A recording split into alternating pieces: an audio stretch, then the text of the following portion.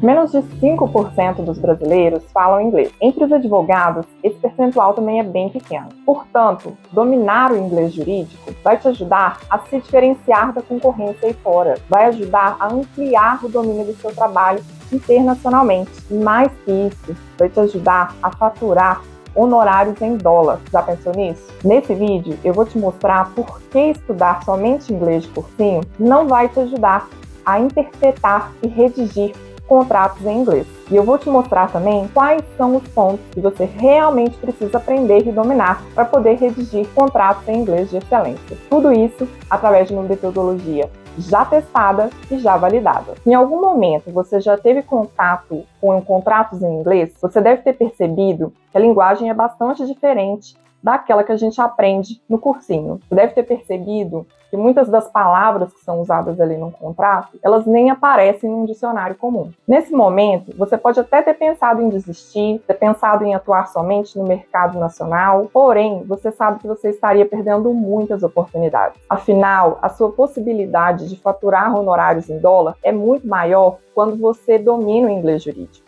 Além disso, é uma série de possibilidades de atuação na esfera extrajudicial que se abrem quando você tem o conhecimento do inglês. Para você, advogado, que já está cansado e frustrado de atuar no contencioso, são inúmeras as possibilidades para você atuar no consultivo, atuando, por exemplo, na negociação e redação de contratos internacionais, ou, por exemplo, dando consultoria para investidores estrangeiros e recebendo seus honorários de maneira muito mais ágil. Somente em 2022, de acordo com dados da OCDE, o Brasil recebeu 85 bilhões em investimento estrangeiro direto. Isso coloca o nosso país em terceiro lugar entre os países que mais receberam investimento estrangeiro no ano de 2022, o que demonstra que o Brasil tem muito potencial de atuação nessa área. Além disso, para poder ser contratado por grandes escritórios, hoje em dia, até para a vaga de estagiário, é necessário ter inglês. Veja aí essas vagas que estão aparecendo na sua tela, por exemplo.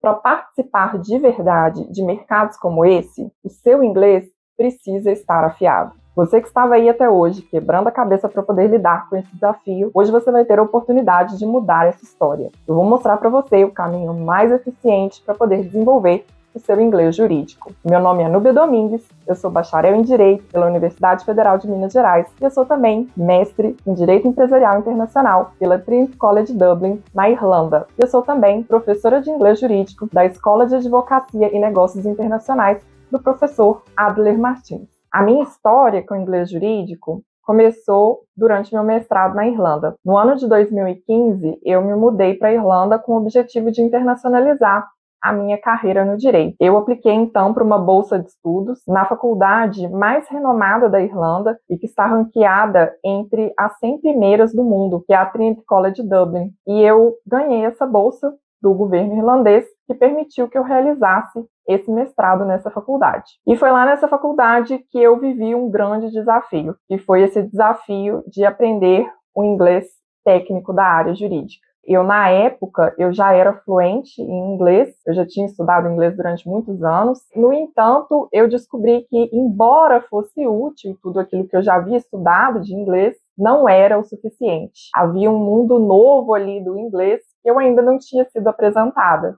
E esse mundo era o inglês jurídico. Eu descobri, então, que os dicionários que eu estava acostumada a recorrer até então, quando eu tinha dúvida, eles de nada valiam. Descobri também que o Google Tradutor era o meu pior inimigo, e foi somente com o tempo, correndo muito atrás, que eu fui aprendendo quais eram as fontes confiáveis para poder buscar as traduções adequadas para os termos técnicos. Fui descobrindo ferramentas para poder me auxiliar naquela escrita acadêmica, aquela escrita um pouco mais técnica. Foi importante também entender as diferenças entre o nosso sistema jurídico, que é o sistema jurídico de Civil Law, e o sistema jurídico de Common Law, que é predominantemente adotado pelos países de língua inglesa. Durante esse período, eu tive a oportunidade também de realizar um estágio no departamento jurídico de uma empresa chamada Aptia Partners. Foi nessa empresa que eu redigi o meu primeiro contrato em inglês. A minha tarefa foi adaptar um contrato de trabalho de uma empresa irlandesa para uma empresa inglesa. Como vocês podem imaginar, foi uma tarefa que requereu muito estudo de direito comparado e que também me deu a oportunidade de desenvolver as minhas habilidades de redação contratual. Depois, quando eu retornei ao Brasil, eu tive a oportunidade de lecionar no renomado curso do professor Adler Martins, que é um advogado internacionalista e também professor de direito internacional. O meu curso foi disponibilizado ao todo para 145 alunos dele, dando a oportunidade de testar e validar a eficácia do meu método. Como a gente viu aqui, o inglês jurídico abre muitas portas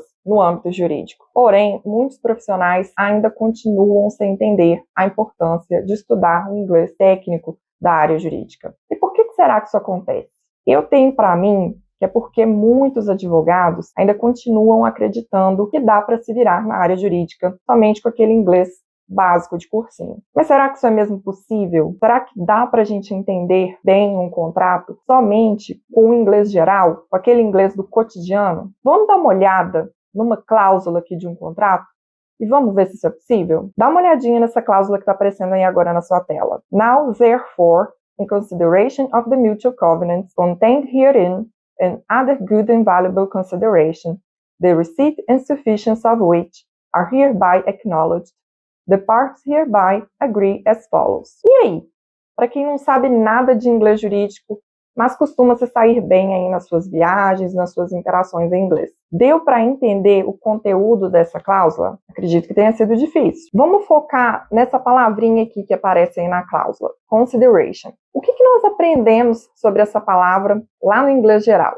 No inglês de cursinho. Em geral, a gente pode traduzir essa palavra consideration como consideração. Vou dar um exemplo aqui para vocês. After some consideration, I decided to order the lamb. Depois de alguma consideração, eu decidi pedir o cordeiro. Imagina aqui uma situação que você está num restaurante, por exemplo, né? Mas agora, vamos reler a cláusula e vamos ver se faria sentido pensar nessa cláusula aí em consideration como consideração. Agora, portanto, em consideração aos acordos mútuos aqui contidos e outras considerações boas e valiosas, cujo recebimento e suficiência são por meio deste reconhecidos, as partes concordam com o seguinte? E aí, fez sentido pensar aqui em consideração? Consideration, em inglês jurídico, tem um significado muito específico, diferente daquele lá do inglês geral. Consideration tem relação com uma troca de promessas entre as partes.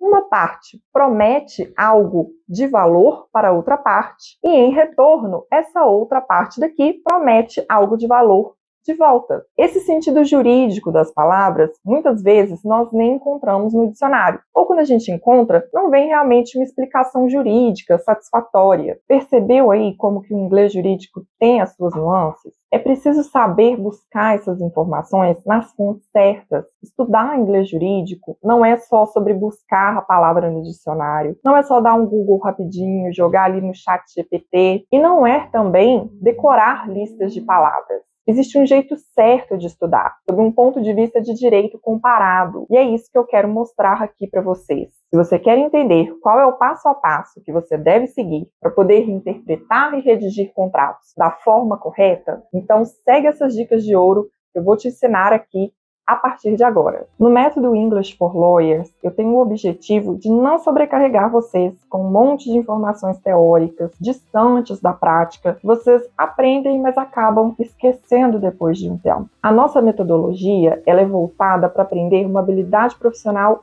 específica, de forma bem direta e prática, mas sem tratar o assunto de forma rasa. Ao invés de ensinar aqui para vocês vários assuntos de inglês jurídico de uma forma superficial, a gente foca aqui no desenvolvimento de uma competência específica, aprender a redigir contratos em inglês. Assim a gente consegue abordar o assunto de forma bem objetiva, mas com profundidade. Dessa forma você ganha tempo, mas quando você sai do curso, você sai com a sensação de que você realmente desenvolveu uma nova habilidade para a sua carreira. Então vamos destrinchar aqui a partir de agora quais que são os pontos que vocês realmente precisam aprender para poder aprender a redigir e interpretar contratos em inglês. Antes de entrar no inglês jurídico propriamente dito, tem alguns tópicos gramaticais que eu acho importante vocês darem uma revisada quando a gente está falando sobre redação contratual. O primeiro deles é phrasal verbs. Vocês sabiam que tem alguns phrasal verbs que eles são usados especificamente no contexto jurídico?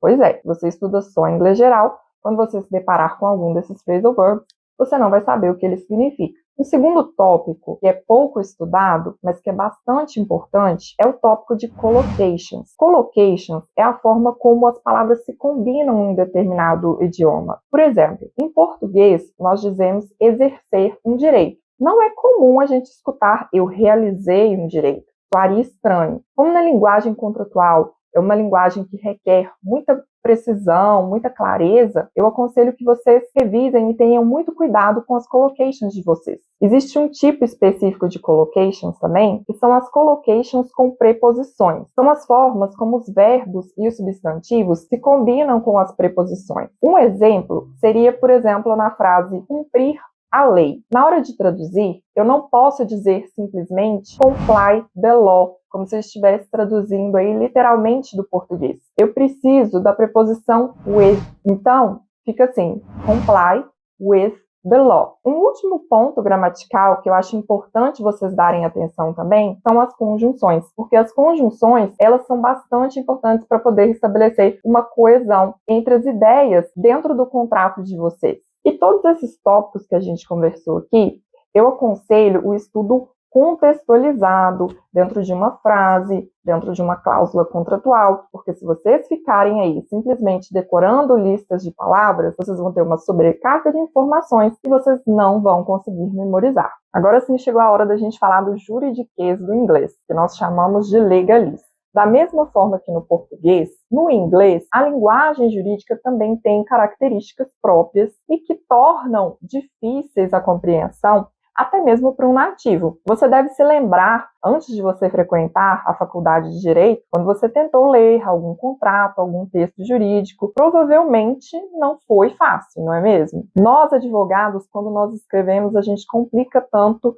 que até para a gente, nós temos que ler uma mesma cláusula diversas vezes para poder compreender. Então, imagina aí para um nativo leigo. E no inglês, gente, não é diferente. Os advogados, eles também gostam de se comunicar de forma mais pomposa, cheia de arcaísmos. Então, não é estudando inglês de cursinho que você vai se sentir preparado para poder ler e redigir contratos. Você sabia que em textos jurídicos costumam aparecer palavras compostas com here and there, como por exemplo, herein, thereon, hereinafter, todas palavras muito comuns na linguagem jurídica, mas que na língua inglesa, de uma forma geral, os nativos não utilizam para poder se comunicar. Existem também palavras como shall e may, que são mais utilizadas no cotidiano pelos nativos, mas que quando aparecem na escrita jurídica, aparecem com um sentido diferente. Na escrita jurídica, é comum também utilizar palavras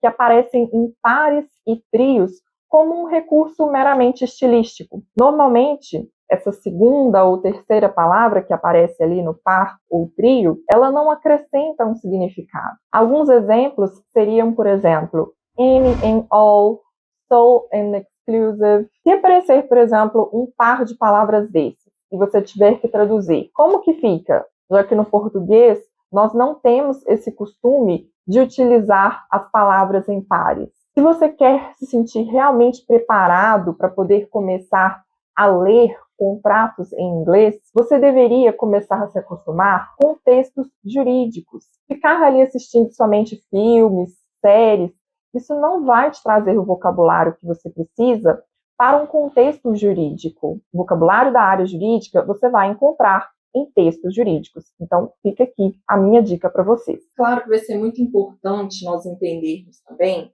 algumas das diferenças entre o nosso regime aqui no Brasil, que é um sistema de civil law, e o regime adotado por aqueles países de língua inglesa, que é um regime de common law. Nos regimes de common law, de uma forma geral, a principal fonte de direito são as decisões judiciais, e não a legislação. A mesma coisa é válida na parte de direito dos contratos. De uma forma geral, a principal fonte normativa que regula a matéria contratual nesses países são os precedentes judiciais. Diferentemente, aqui no Brasil, onde nós somos um regime de civil law, a nossa principal fonte de direito é a legislação, seja em geral, seja na parte de direito dos contratos. É importante, portanto, a gente conhecer essas diferenças. Os elementos do contrato, por exemplo, entre os sistemas de civil law e os sistemas de common law, vai haver algumas diferenças. Nos regimes de common law, é necessário ter esse elemento extra que a gente falou aqui agora há pouco, a consideration, vocês se lembram? O mesmo não vale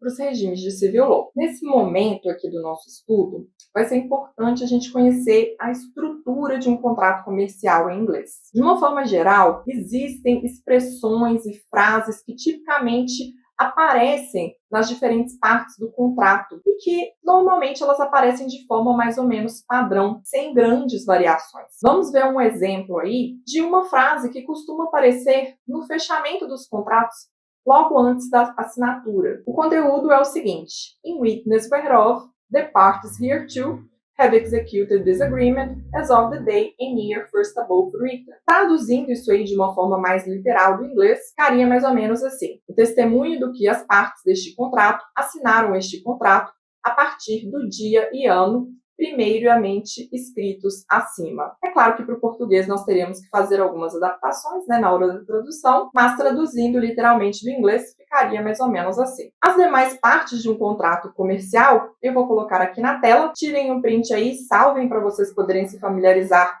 com cada uma dessas partes, porque nós não vamos ter tempo, infelizmente, aqui de repassar todas elas, mas é importante que vocês se familiarizem com elas, com a redação que tipicamente aparece em cada uma dessas partes. Dentro dessa parte de teoria dos contratos aqui que nós estamos conversando, vai ser importante também vocês se familiarizarem com alguns conceitos típicos do common law, que algumas vezes eles não vão encontrar um equivalente exato aqui no nosso direito brasileiro. E aí, nesse caso, o que vai ser necessário fazer? Vai ser necessário a gente aprofundar um pouquinho mais e a gente fazer um estudo de direito comparado e entender as semelhanças e diferenças entre o nosso sistema. E aí pode ser que nesse caso, dependendo da situação, você chegue à conclusão de que é adequado traduzir um mesmo termo de formas diferentes em diferentes contextos. Por exemplo, a palavra indenização. Dependendo do contexto, pode ser que seja mais adequado você traduzir como damages,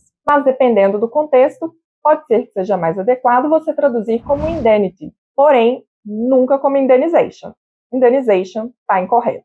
E não adianta, pessoal, nesses casos, querer jogar simplesmente no Google Tradutor, porque o Google Tradutor ele não vai levar em consideração esse estudo aqui de direito comparado que nós estamos falando. Não adianta também jogar no ChatGPT, porque o ChatGPT também não é especialista nesse tipo de assunto. Se você quiser contratar um tradutor e esse tradutor não for especializado em inglês jurídico, muito provavelmente ele também não vai levar em conta esse tipo de situação. Na verdade, se você quiser contratar um serviço de tradução de texto técnico, o que eu aconselho vocês é terem alguma noção de inglês jurídico, porque quando a gente tem alguma noção de inglês jurídico, a gente consegue fazer uma avaliação para ver se aquela tradução foi bem feita ou não. E aí, já retomando a parte mais prática aqui do nosso curso, nós vamos ter que entender as diferenças entre Operative Clauses e Boilerplate Clauses. As Operative Clauses são aquelas cláusulas essenciais do contrato, que tratam sobre os principais direitos e obrigações das partes. Já as Boilerplate Clauses, elas são aquelas cláusulas padrão do contrato. Existe uma série de Boilerplate Clauses. Eu vou deixar uma lista para vocês aí na tela de algumas delas, e é importante que vocês se familiarizem com algumas dessas boilerplate clauses que são mais comuns em contratos comerciais, porque elas vão aparecer de forma bastante recorrente em todos os contratos comerciais. Por último, você vai ter que estudar também as transformações por que vem passando a redação contratual. Nós estamos seguindo atualmente uma tendência de plain English, que é uma tendência de simplificação da linguagem jurídica. Então é importante que você esteja atento a essas inovações. Além disso, você vai ter que aprender também as técnicas adequadas para você poder usar sites de tradução e também ferramentas modernas de inteligência artificial. Se você utilizar essas ferramentas sem critério, você pode colocar em xeque a sua credibilidade perante o seu cliente. E você pode comprometer até mesmo informações sigilosas e sensíveis.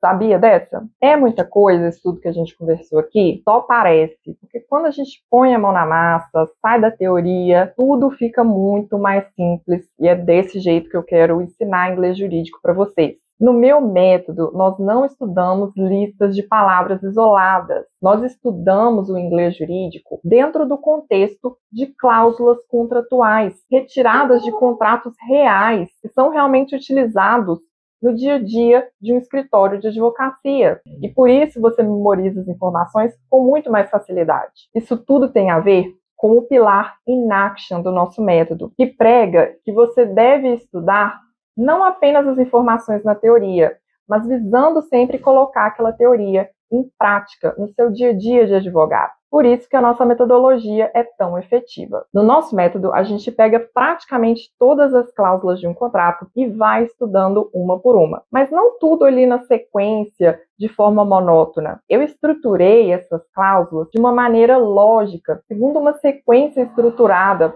para poder fazer sentido para vocês. Dessa forma, a gente vai decodificando juntos a linguagem contratual em inglês. Agora que você já entendeu como a nossa metodologia funciona, eu queria convidá-lo a participar do Breaking the Code, Quebrando o Código dos Contratos em Inglês. O curso que vai quebrar o Código dos Contratos em Inglês e vai descomplicar esse assunto definitivamente para você. É um método testado e validado pela turma de Formação em Advocacia Internacional 2.0 e pela Oficina de Contratos, ambos cursos do professor Adler Martins, que eu já mencionei aqui para vocês. Como eu disse, contabilizando essas duas turmas, o curso foi disponibilizado por um total de 145 alunos que tiveram a oportunidade de acessar o curso e de validar o método que eu expliquei aqui para vocês. Toda a teoria que nós vimos aqui hoje na aula vai fazer muito mais sentido quando nós interpretarmos um contrato juntos. O curso ele é composto de videoaulas de curta duração e tem uma carga horária total de cerca de 6 horas. Além de cobrir todos os pontos que nós conversamos a respeito aqui, o curso traz também um modelo de procuração bilíngue utilizado na representação de sócio estrangeiro em atos extrajudiciais, e que é muito útil para quem trabalha na área de direito empresarial. As aulas estão todas gravadas e você pode acessá-las quando quiser, no seu ritmo. E para poder tirar todas as suas dúvidas, você vai ter acesso direto a mim por meio de grupo de WhatsApp durante toda a vigência do curso e também você vai ter acesso a um grupo privado no LinkedIn. Com todo esse conteúdo, você deve estar pensando que eu poderia facilmente cobrar cerca de R$800 a R$1.000 neste curso. Aliás, estes valores que estão aparecendo aí na tela são os valores que os meus próprios alunos da turma piloto do professor Adler falaram em pesquisa que pagariam pelo curso antes de eu começar a comercializá-lo. O curso vale muito mais do que vocês que vão entrar e fazer parte da primeira turma oficial vão pagar. Para você que adquirir o curso hoje, você vai pagar apenas R$397. Então, o que você está esperando para poder tirar esse pé do freio e parar de frear a sua evolução na sua carreira jurídica? Para de pensar que o seu inglês precisa estar perfeito para você poder começar a estudar inglês jurídico. Na maior parte das vezes, quando eu escuto alguém dizendo o meu inglês ainda não é bom o bastante para poder começar a estudar inglês jurídico. Normalmente, isso é só uma desculpa para poder continuar procrastinando e para não priorizar aquilo que é importante na sua formação profissional nesse momento. Se você já venceu o inglês básico, está na hora de começar a estudar inglês jurídico.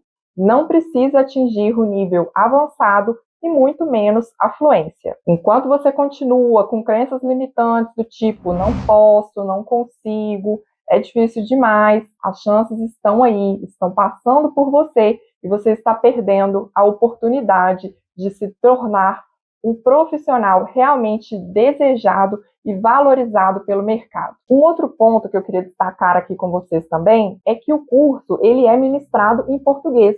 Então, para você que ainda tem dificuldade com o inglês, vai ficar muito mais fácil de acompanhar. E se você tiver também qualquer tipo de dificuldade para acompanhar o curso ou qualquer outro tipo de dificuldade, você tem a garantia de devolução do seu dinheiro se você cancelar num prazo de até 7 dias após a compra. Agora, para poder finalizar, vamos ver aqui alguns depoimentos? Eu vou começar com o depoimento do Dr. Adler, professor que eu trabalhei em parceria com ele. Em seguida, vocês vão ver os depoimentos também de alguns dos meus alunos.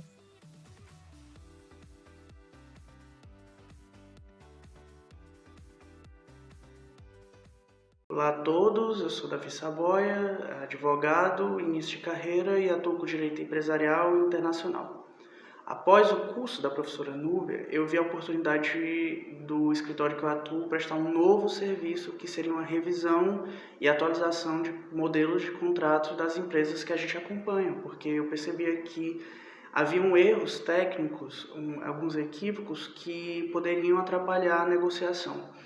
Eu recomendo o curso e digo que a professora é acessível e tem um conhecimento invejável. Meu nome é Yuri Prezendo, sou advogado, sou aluno da professora Núbia na parte de inglês e apesar de eu já falar inglês, o curso da professora foi fundamental para eu aprender a expressar melhor aquilo que eu preciso na parte técnica jurídica. Eu recomendo 100%, um curso muito bom, a professora é muito didática e com certeza vai agregar bastante para quem é na área jurídica. Saudações, meu nome é Leonardo, fui aluno de inglês da Núbia, concluí o curso dela recentemente e eu achei excelente. É um curso bem direto, bastante dinâmico, você consegue aprender muita coisa, muito voltada especificamente para a parte prática, principalmente questão de contratos, as principais cláusulas. Gostei bastante e recomendo demais, valeu muito a pena, foi um valor e um tempo muito bem investido. Olá, eu sou Luísa Tomé e eu sou advogada da área de Direito Internacional. O curso da professora Núbia foi muito válido para mim, porque apesar de eu já falar inglês, eu tive contato com expressões jurídicas específicas dessa área. Além do mais, também aprendi a redigir melhor contratos internacionais que me dão mais segurança a atuar e ajudar os meus clientes. E para finalizar, a professora ela sempre está disponível para responder qualquer questionamento que eu tivesse ou que qualquer colega tivesse. Então a minha recomendação é essa. Se você está na dúvida se faz ou se não faz o curso, eu recomendo fazer porque me ajudou bastante e me ajuda até hoje a atuar de forma melhor e mais segura. Eu falo inglês, mas não basta apenas falar inglês, conhecer os termos literários. Eu estudei muito literatura inglesa, eu li muitos livros. Mas você, como advogado, assim como eu também sou, nós precisamos conhecer o inglês jurídico. Porque muita coisa do inglês jurídico, muitos jargões, a gente não encontra na literatura, porque a literatura é outra coisa. Agora, o vocabulário do inglês jurídico é totalmente diferente. É um outro mundo, um outro universo que se precisa conhecer. E para conhecer, nada melhor do que estudar com a professora Núbia Domingues. É com ela que eu estudo. Eu recomendo que você também estude com ela, professora Núbia Domingues, se você quiser aprender um inglês jurídico. Agora eu vou passar também aqui na tela alguns depoimentos que eu recebi por escrito.